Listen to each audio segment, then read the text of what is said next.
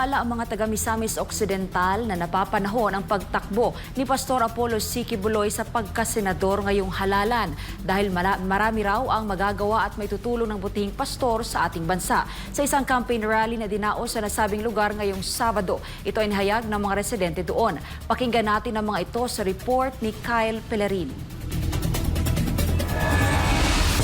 Ayusin natin ang Pilipinas. Ito ang reformang patuloy na inihahatid ni Pastor Apollo C. Quiboloy at pangakong kanyang tutuparin para sa sambayan ng Pilipino kasama ang mga taga Misamis Occidental. Ayusin natin ang Pilipinas!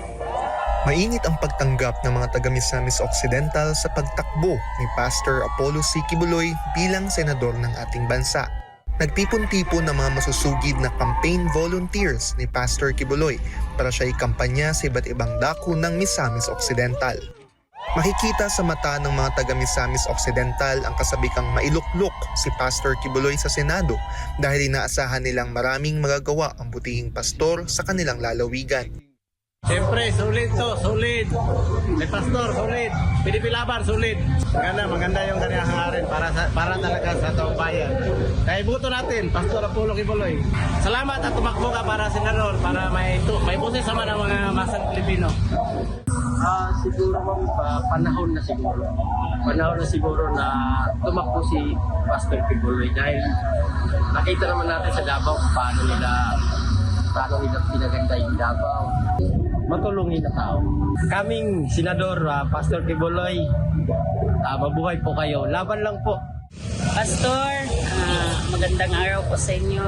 Sana po yung mga kahilingan namin matutupad at sana po matulungan nyo kami. Nakita namin na okay yung pamamalakad niya, tapos wala namang problema. Tapos mabait din naman siya. Peace and order, tapos yung pag-asenso ng Misamis Occidental, tapos yung mga masamang bisyo, sana mawala na yun. Kasi ang dami na kasing mga nakawan na nangyayari. Sana matulungan kami ni Pastor Quiboloy. Sa mga susunod na araw bago ang halalan, inaasahan ng kampo ni Pastor Quiboloy ay magtutungo sa iba pang karatig dalawigan para ipagpatuloy ang pangangampanya, marinig ang hinaing ng taong bayan at may parating sa kanila ang reforma ng butihing pastor na ayusin natin ang Pilipinas.